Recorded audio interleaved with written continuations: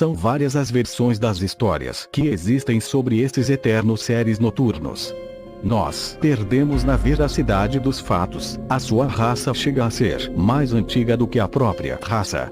As três teorias principais sobre a origem dos vampiros remetem-nos para os tempos mais antigos. A primeira versão conta que o primeiro sugador de sangue foi Caim, que, depois de ser amaldiçoado por Deus, transformou-se num vampiro e casou com a bruxa Lilith, primeira mulher de Adão, que lhe ensinou muitos rituais destes seres, inclusive a usar seu próprio sangue em magias. Foi também Lilith quem encontrou a fórmula mágica para criar novos vampiros. A segunda versão dá-nos conta da existência do primeiro vampiro apenas no século XIV. Valek, um homem que teria sido condenado por heresia, e a quem um sacerdote teria exorcizado para expulsar os demônios do seu corpo. Porém, durante este ritual, algo ocorreu mal e Valek morreu e voltou a renascer com um monstro dentro de si, com todas as características de um vampiro. Já a terceira teoria sobre o início da origem dos vampiros relata que o primeiro vampiro da história, ou melhor, a primeira vampira, foi a bruxa Lilith, que depois de ter uma enorme discussão com seu marido Adão, de forma a querer a mesma igualdade neste mundo, o deixou. E por isso foi punida. Transformou-se numa destas criaturas assustadoras da noite. Vampiros da vida real. Embora as histórias dos vampiros não sejam mais do que lendas que se tornaram imortais devido a grandiosas obras do cinema e da literatura, a verdade é que existem realmente vampiros na vida real. Os morcegos hematófagos são verdadeiras sanguessugas, e há também seres humanos que sofrem de uma rara patologia genética, porfiria, que os impede de terem contato direto com a luz solar. Quando isso acontece, cria terríveis feridas na pele. Por incrível que pareça, a porfíria foi uma doença muito comum há 1000 anos atrás, na Transilvânia, onde terá nascido os mitos mais conhecidos sobre os vampiros. Vampiros. A lenda diz que ao contatarmos diretamente com vampiros perdemos energia, a nossa sonolência aumenta ou começamos a sentir algum tipo de dor. E isso acontece, de vez em quando estamos na presença de algumas pessoas em específico.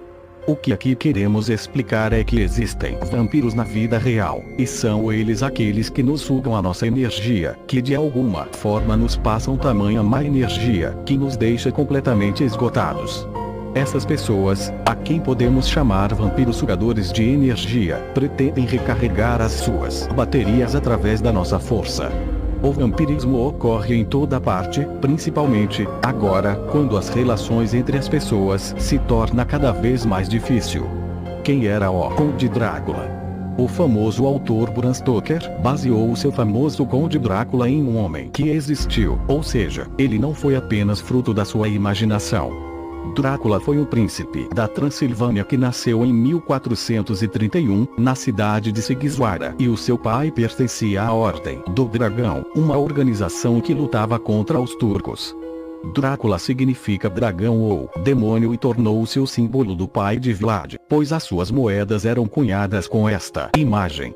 Vlad Drácula, que governou o território que corresponde hoje à Romênia, foi sequestrado pelos turcos quando tinha apenas 13 anos, e teriam sido eles quem lhe ensinou as mais terríveis torturas, bem como empalar pessoas, tortura em que uma pessoa era colocada em cima de um cavalo e empurrada em direção a estacas aguçadas, untadas com óleo, de forma a que a morte não fosse imediata.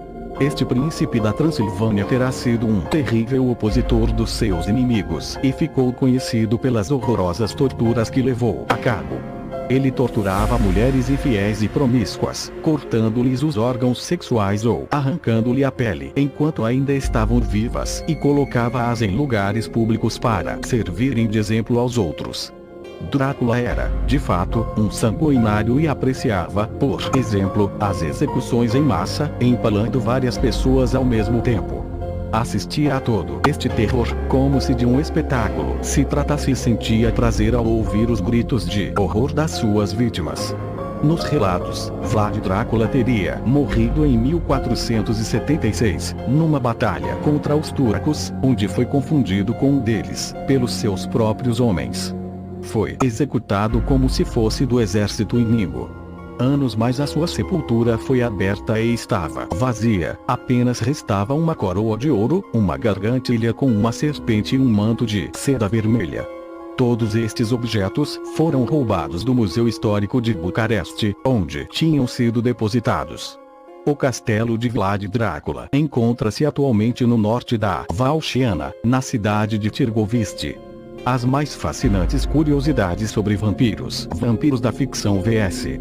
Vampiros da mitologia. Na mitologia, estes seres terríveis eram sempre representados como se tratando de cadáveres.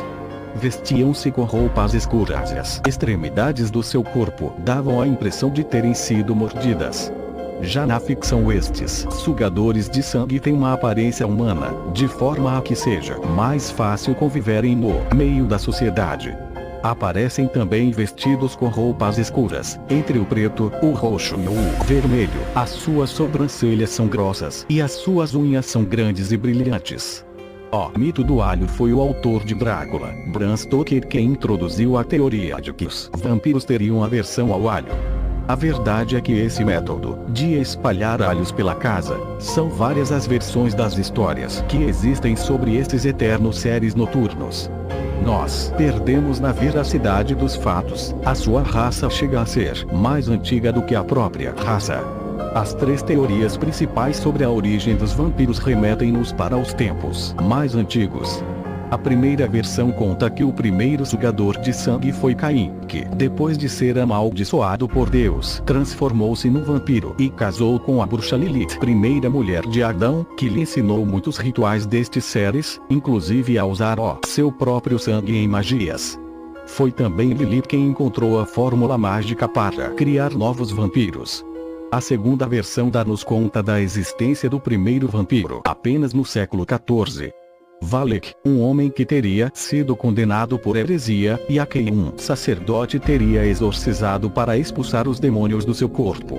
Porém, durante este ritual, algo ocorreu mal e Valek morreu e voltou a renascer com um monstro dentro de si, com todas as características de um vampiro. Já a terceira teoria sobre o início